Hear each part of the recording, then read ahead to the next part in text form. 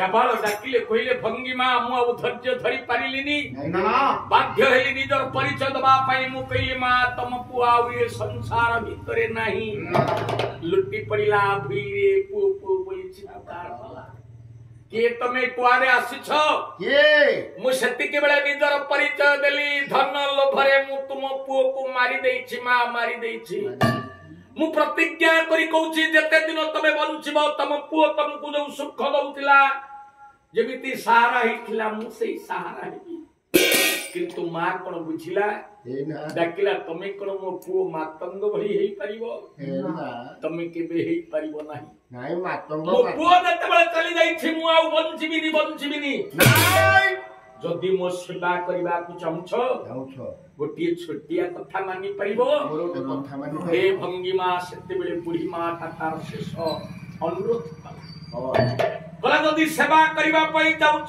जाओ गोटिए गछर पत्र छिंडई आनो मो हाथ को दियो मु बुझी पारी प्राथमिक स्तर रे काहे के मा एमिति कहूछ हे हला बा हे करी मु गली गछर पत्रटा छिंडई आनी जे अंधुरी मार हाथ रे धरी देली कला पुओ गछरु पत्र छिड़ी आनिलु ना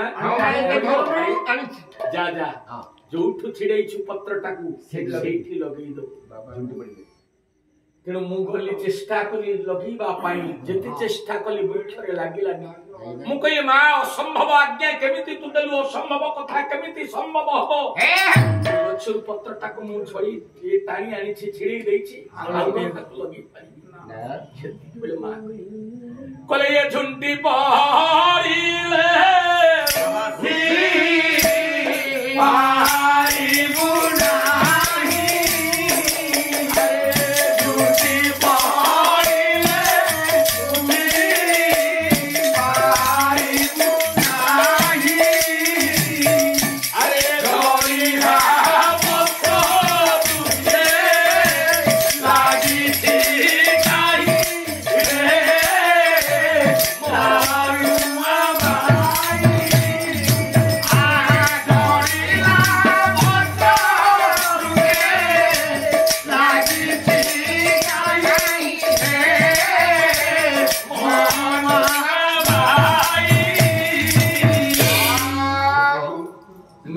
थी डाकिला है तनो बोलो जो पत्रटा छड़ी पड़िला आउ को से उठरे लागिवो संभव जो गछर पत्रटा को तू छड़ी देलु जते चेष्टा कले आउ ताको लगी पारिबो काई कि मु एक कथा कहिली तो जीवन काल भितरे केते जण को तू मारिछि गुराई मारिछि गुराई असंख्य गोटे मला लोक को तू बंचई देई पारिबु नाइ मा हे पारिबु जदि मला लोक को तू बंचई देई पारिबु नु को अधिकार रे तू मनीष मारुछु लोभरे पड़ी मा मारुछि शेष प्रार्थना मोर शेष निर्देश मोर आदि ठारू मो पाद छुई तू प्रतिज्ञा कर जीवन रे आउ ए भई मंद कार्य करिबु नाइ तेणु हे भंगिमा से मार कथा को मानिली प्रतिज्ञा कर दृढ़ शपथ कले आउ जीवन रे मनीष मारिबिनी पुराण रे आपण माने सुनिथिबे 10 रत्नाकर निज परिवार को प्रतिपोषण करबा पई बाटोई माननकर जीवन नै जाय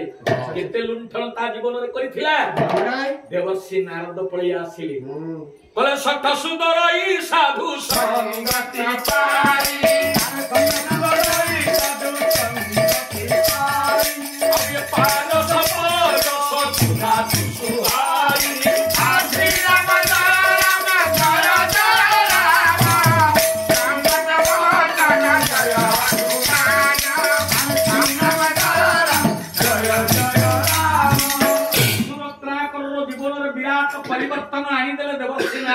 ବାସ୍ ସେଇ ଦିନରୁ ବାସ୍ ମରା ମରା ଓଲଟ ଜପ କଲା ଭଗବାନଙ୍କର ନାମ। ହଁ ରାମ ରାମ ହେଲା ମରା ମରା ଜପ କରୁ କରୁ ଏଭଳି ରାମ ଭକ୍ତ ହେଇଗଲା। ତାର ଶରୀରରେ ବଲ୍ଲଭିକ ସୃଷ୍ଟି ହେଲା, ହୁଙ୍କା ସୃଷ୍ଟି ହେଇଗଲା। ଆଚ୍ଛା ଏବଂ ଯେତେବେଳେ ଜ୍ଞାନ ବୁଦ୍ଧ ହେଇଗଲା, ହୁଙ୍କା ଭାଙ୍ଗିଲା, ତା ଭିତରୁ ବାହାରିଲା ଦସ୍ୟୁ ରତ୍ନାକର ବାଲ୍ମୀକି ଭାବ। ତେଣୁ ହେ ଭଙ୍ଗିମା, ହଁ ମୁଁ ପ୍ରତିଜ୍ଞା କରି ଆଉ ମଣିଷ ହେବିନି, ମଣିଷ ହେବି ସଂସାର ଭିତରେ ବଞ୍ଚିବା ପାଇଁ। এই ପ୍ରତିଜ୍ଞା ନେଇ ଜଙ୍ଗଲ ଭିତରେ ରହିଥିଲି। ଏବେ କୁହ ହଁ ତମର ପରିଚୟ ଦିଅ। ହଁ ତମର ପରିଚୟ ଯଦି ଦବ, ବାସ୍ ମୋର ମାନବିକତା ଦୃଷ୍ଟିକୋଣରୁ ମୁଁ ନେଇ ତମ ରାଜ୍ୟରେ ଛାଡି ଦେଇ ଆସିବି। ନା ହେଇପାରିବନି। ଭଙ୍ଗିମା ଚିନ୍ତା କଲେ ମୋ ରାଜ୍ୟ କଥା କହିଲେ ମତେ ନେଇ ଛାଡି ଦେଇ ଆସିବେ, ନାଇଁ ଛାଡ଼ିଦବ ତ ଦୋଷ ଯାହା ଜଣାକୁ କିନ୍ତୁ ମତେ କଣ ରାଜ୍ୟବାସୀ ସ୍ୱୀକାର କରିବେ? ଗ୍ରହଣ କରିବେ। ମୋ ରାଣୀ ଚନ୍ଦ୍ରାବତୀ ସ୍ୱାମୀ ବୋଲି ମତେ ସମ୍ବୋଧନ କରିବ? ନାଇଁ, ମୋ ପିଲାମାନେ ବାପା ବୋଲି ସ୍ୱୀକାର କରିବେ? ନା, ମୁଁ ଆଉ ଯିବିନି। ଆଉ ତୁମର ଏଇ ସତ୍ୟ ବଚନ ମତେ ଆକୃଷ୍ଟ କରିଛି। କହିଛି ମୁଁ ତମକୁ ଭଲ ମୁଁ ପାଇଗଲାଣି। ତମରି ପାଖରେ ରହିବି। ମୁଁ ତମକୁ ଏତେ ଭଲ ପାଇଲାଣି ଆଇଲ ହବ ତେଣୁ ଏଠୁ ପରସ୍ପର ଭିତରେ ଆଜ୍ଞା ଧୀରେ ଧୀରେ ଭଲ ପାଇବା ହେଲା ଏବଂ ଗାନ୍ଧର୍ବ ମତରେ ଉଭୟଙ୍କର ବାହାଘର ମଧ୍ୟ ହେଲା। ଏବଂ ଏଇ ଜାବାଳଙ୍କର ଔରସରୁ ଦୁଇଟି ସନ୍ତାନର ଜନନୀ ହେଲେ ଭଙ୍ଗିମା। ବଢିଆ ଅଣ୍ଡି ପୁଅ ହେଇଗଲେ। ପୁଅ ଜନ୍ମ ହେଲେ। ଆଜ୍ଞା ଆମ ପୁରାଣ ଭିତରେ ଅଛି, ଜଣେ ରାଜା ପୁରୁଷରୁ ନାରୀ ହେଲେ, ସେ ବିବାହ କଲେ, ତାଙ୍କ ଗର୍ଭରୁ ଜଣେ ପୁଅ ଜନ୍ମ ହେଲେ। ପୁଅ ଜନ୍ମ ହବା ପରେ ପୁନର୍ବାର ରାଜ୍ୟକୁ ଫେରିଲେ ନିଜର ପରିଚୟ ଦେବା ପାଇଁ। ରାଣୀ ଚନ୍ଦ୍ରାବତୀଙ୍କ ସହିତ ଯେତେବେଳେ କହିଲେ ମୁଁ ହଉଛି, ପରିଚୟ ମାଗିଲେ ଚନ୍ଦ୍ରାବତୀ କହିଲେ ତମେ କିଏ? ନା ମୁଁ ହଉଛି ରାଜା ଭଙ୍ଗସ୍ୱାନ। କହିଲେ ମୋର ବିଶ୍ୱାସ ହଉନି, ନାଇଁ, ଏହା ସ୍ୱପ୍ନ ନା ବାସ୍ତବ? ମୋ ସ୍ୱାମୀ ତ ପୁରୁଷ, ତମେ ନାରୀ ରୂପରେ ଆସିଛ। କହିଲେ ହେ ଚନ୍ଦ୍ରାବତୀ, ତମେ ଅନ୍ତରଙ୍ଗ ପ୍ରଶ୍ନ ପଚାର। ଆମ ଜୀବନ କାଳ ଭିତରେ କଣ ହେଇଛି ମୋ କଥା ଏ ବିଷୟରେ କେହି ଜାଣିନାହାନ୍ତି, ତମେ ଜାଣିଛ, ମୁଁ ଜାଣିଛି। ତମେ ଜାଣିଛ, ମୁଁ ପ୍ରଶ୍ନର ଉତ୍ତର ମୁଁ ଦେବି। ସମସ୍ତ ପରିଷଦ ବର୍ତ୍ତା ଆସନ୍ତୁ, ସମସ୍ତେ ପଚାରନ୍ତୁ ମତେ ମୋ ଜୀବନ କାଳର ଇତିହାସ ମୁଁ ସମସ୍ତ କହିବି। ସବୁ କହିଦେବା ପରେ ସମସ୍ତଙ୍କର ବିଶ୍ୱାସ ହେଲା ଇଏ ଭଙ୍ଗିମା ହଉଛନ୍ତି ରାଜା ଭଙ୍ଗସ୍ୱାନ। ଏବେ ଭଙ୍ଗସ୍ୱାନ ଯଦି ଭଙ୍ଗସ୍ୱାନ କହିଲେ ମୁଁ ଏଇଠିକି ଆସିଛି ଭଙ୍ଗିମା ରୂପରେ, ମୋର ଯୋଉ ପିଲା ଦିଟା କହି ରାଜ୍ୟର ଶାସନ କର୍ତ୍ତା ହେବେ। କିନ୍ତୁ ରାଜାଙ୍କର ଔରସରୁ ଜନ୍ମ ହେଇଥିଲେ ଯୋଡ଼ାଏ ପୁଅ। ଚନ୍ଦ୍ରାବତୀଙ୍କର ଗର୍ଭରୁ ସମ୍ପତ୍ତି ପାଇଁ ଭାଇ ଭାଇ ଭିତରେ ଲଢେଇ ହେଲା, ମୃତ୍ୟୁବରଣ ହେଲା। ଉଭୟ ମା କାନ୍ଦିଲେ, କାନ୍ଦିଲେ ଚନ୍ଦ୍ରାବତୀ, କାନ୍ଦିଲେ ଭଙ୍ଗିମା। ପିଲାଙ୍କ ପାଇଁ କାନ୍ଦିଲେ। ଶେଷରେ ଦେବରାଜ ଇନ୍ଦ୍ର ବ୍ରାହ୍ମଣ ବେଶରେ ଆସିଲେ, କହିଲେ ଶୁଣ, ମନ ଦୁଃଖ କର ନାହିଁ। ଏ ସବୁ ଯଦି ଘଟଣା ଘଟେଇଛି, ମୁଁ ଘଟେଇଛି ଦୁର୍ଘଟଣା। କାହିଁକି ନା ରାଜା ଯେତେବେଳେ ନିଃସନ୍ତାନ ଥିଲେ, ଯଜ୍ଞ କରିଥିଲେ, ଅଗ୍ନିସ୍ତୁତ ଯଜ୍ଞ କରିଥିଲେ, ଯଜ୍ଞରେ ଗୋଟେ ଭୁଲ କରିଥିଲେ, ମତେ ସେ ଆହୁତି ପ୍ରଦାନ କରିନଥିଲେ। ସେଇଥିପାଇଁ ମୃଷ୍ଟ ହେଇ ମୋ ରାଜାଙ୍କୁ ନାରୀ ଉପରେ ଦଣ୍ଡରୋଧ କରିଦେଲି ଏବଂ ଏଭଳି ବିଷମ ପରିସ୍ଥିତି ସୃଷ୍ଟି ହେଲା। ଏବେ କୁହ ଭଙ୍ଗିମା, ତମେ ରାଜ୍ୟରେ ରହିବ ନା ପୁନର୍ବାର ଅରଣ୍ୟକୁ ଚାଲିଯିବ? ମୋ ଜାଗାକୁ ମୁଁ ପଳେଇବି। ତେଣୁ ଭଙ୍ଗିମା ଚାଲିଗଲେ ଜାବାଳଙ୍କ ନିକଟକୁ।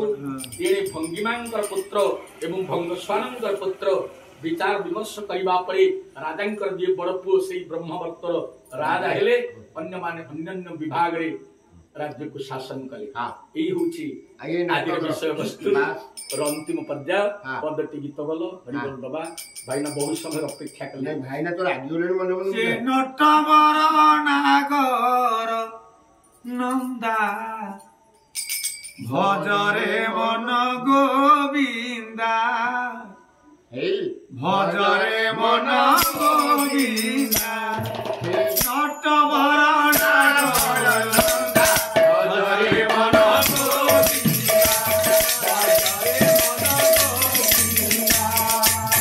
ତୁମି ନଟବର, ତୁମି ନାଗର, ତୁମି ନଟବର, ତୁମି ନାଗର, ତୁମି ନଟବର, ତୁମି ନାଗର, ତୁମି ନଟବର, ତୁମି ନାଗର।